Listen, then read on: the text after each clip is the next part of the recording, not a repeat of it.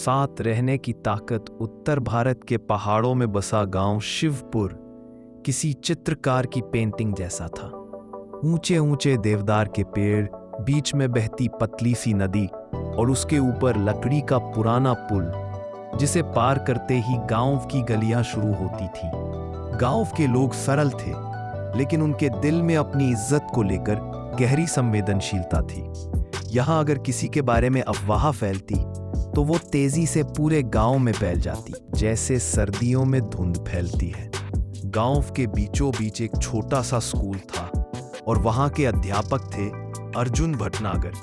35 साल का, दुबला पतला, चेहरे पर शांत मुस्कान और आंखों में एक ठहराव। उसकी खासियत थी वो कभी जल्दी में नहीं बोलता था। गांव वाले कहते, अर्जुन मास्टर तो जैसे पत्थर की तरह धैर्यवान है, चाहे तूफान आए या आंधी, इनके चेहरे पर सिकन तक नहीं आती। अर्जुन के बचपन में ही उसके पिता का निधन हो गया था। मां ने मेहनत मजदूरी कर उसे पढ़ाया। बचपन से ही उसने देखा था कि गुस्सा, जल्दबाजी और बेकार की बहस से सिर्फ नुकसान होता है। शायद यही कारण था कि उसने चुप रहकर सहने की कला सीख ली थी। वो दिन बाकी दिनों जैसा ही था। सुबह की ठंडी हवा, बच्चों के शोर और स्कूल में गूंजती प्रार्थना। लेकिन दोपहर तक एक खबर पूरे गांव में फैल चुकी थी। पंचायत के फंड से 50,000 रुपए गायब हैं और आखिरी बार चाबी अर्जुन के पास थी। गांव के चौराहे पर लोग जमा हो गए। कुछ के चेहरे पर हैरानी, कुछ के चेहरे पर शक और कुछ तो इस मौके को मसालेदार गपशप के लिए इस्तेमाल कर रहे थे। पंचायत के सरपंच बलवंत सिंह ने अर्जुन को बुलाया। जब वो पहुंचा तो वहां दर्जनों लोग खड़े थे। बलवंत सिंह ने सीधे कहा, अर्जुन, सबूत साफ है, रुपए गायब है और चाबी तुम्हारे पास थी। क्या कहना चाहोगे? सबकी नजरें अर्जुन पर थीं। कोई उम्मीद कर रहा था कि वो गुस्से से चिल्लाएगा, कोई सोच रहा था कि वो सफाई देगा, लेकिन अर्जुन ने बस इतना कहा, मैंने कुछ नहीं किया और मैं जानता हूं कि सच सामने आएगा। भीड़ में खुसर पुसर शुरू हो गई। देखो, चुप है, इसका मतलब दोषी है। अगर बेगुनाह होता तो चिल्लाता, अपना बचाव करता। अर्जुन के चेहरे पर अब भी वही ठहराव था। उसने किसी पर आरोप नहीं लगाया, ना ही बहस की। अगले कुछ दिनों में माहौल और भी खराब हो गया। गांव के लोग अब अर्जुन से दूरी बनाने लगे। स्कूल के बच्चों में भी फुसफुसाहट होने लगी। यही है वो मास्टर जिसने चोरी की। बाजार में दुकानदार उधार देने से कतराने लगे। गली से गुजरते समय लोग ताने मारते, इतना शरीफ बनता था, देखो असलियत। अर्जुन की पत्नी सीमा बहुत परेशान थी। रात को उसने पूछा, तुम इतने शांत कैसे रह सकते हो? लोग तुम्हारी बेइज्जती कर रहे हैं और तुम चुप हो। अर्जुन ने धीमे स्वर में कहा, सीमा, अगर मैं हर आवाज का जवाब देने लगूं तो अपनी अंतरात्मा की आवाज नहीं सुन पाऊंगा। सच्चाई को बचाव की नहीं, धैर्य की जरूरत होती है।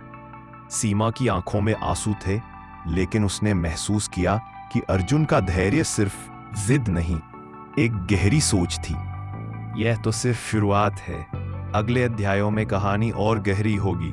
हम दिखाएंगे कि कैसे समय अर्जुन को और कठिन परिस्थितियों में धकेलेगा, कैसे पुराने रिश्ते और नए किरदार आएंगे और अंत में उसका धैर्य उसे वो जीत देगा जो किसी शोर मचाने वाले को नहीं मिलती।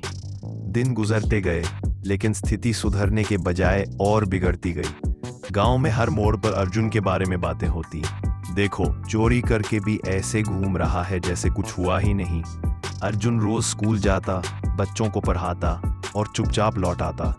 उसकी चुप्पी अब लोगों के लिए रहस्य बन चुकी थी। एक दिन गांव के पुराने दोस्त महेश ने उसे रोककर कहा, अरे यार, तू क्यों चुप है? जा पंचायत में सबको सच बता। अर्जुन ने हल्की मुस्कान दी। महेश, सच्चाई को बार बार साबित करने की जरूरत नहीं होती, उसे बस वक्त चाहिए।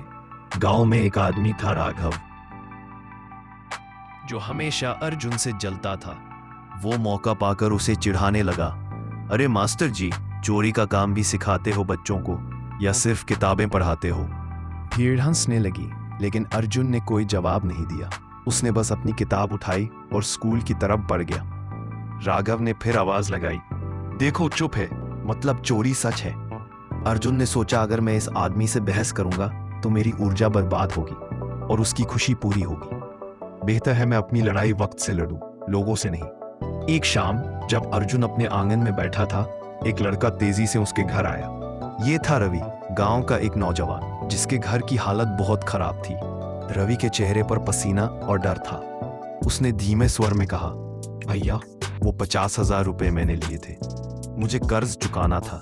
मैंने डर के मारे आपका नाम डाल दिया। अर्जुन चौंका, लेकिन उसके चेहरे पर गुस्सा नहीं आया। रवि, गलती मानना सबसे बड़ा साहस है। अब पंचायत में सच कहो। रवि की आंखों में आंसू आ गए। भैया, आप मुझसे नाराज नहीं हैं? नहीं रवि, गुस्से से मैं तुम्हें बदल नहीं सकता, लेकिन माफी से शायद बदल सकूं। अगले दिन सुबह पंचायत का आंगन लोगों से भर चुका था। रवि ने सबके सामने खड़े होकर कांपती आवाज में कहा, गांव वालों, वो चोरी मैंने की थी। अर्जुन भैया निर्दोष है। भीड़ में सन्नाटा छा गया। राघव, जो सबसे ज्यादा चिल्लाता था, उसका चेहरा फीका पड़ गया। सरपंच बलवंत सिंह ने गहरी सांस ली और अर्जुन की तरफ देखा। अर्जुन, हमसे बहुत बड़ी गलती हो गई। हमने बिना सुने बिना समझे तुम्हें दोषी ठहरा दिया। गांव के बुजुर्ग आगे बढ़े, उनके हाथ कांप रहे थे। बेटा, हमें माफ कर दो।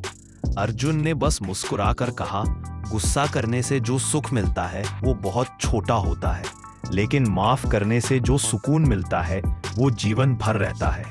इस घटना के बाद अर्जुन की इज्जत पहले से कई गुना बढ़ गई। लोग कहते, अर्जुन मास्टर सिर्फ पढ़ाई नहीं, जिंदगी सिखाते हैं। बच्चे उसे एक गुरु नहीं बल्कि आदर्श मानने लगे। गांव के लोग जब किसी विवाद में पड़ते तो कहते, अर्जुन मास्टर जैसा धैर्य रखो, सब ठीक हो जाएगा। अर्जुन ने एक सभा में कहा, साथ रहना मतलब कमजोर होना नहीं है, ये वो ताकत है जिसमें हम अपने गुस्से को जीतते हैं। और जो इंसान अपने गुस्से को जीत लेता है वो दुनिया की सबसे बड़ी जीत पा लेता है।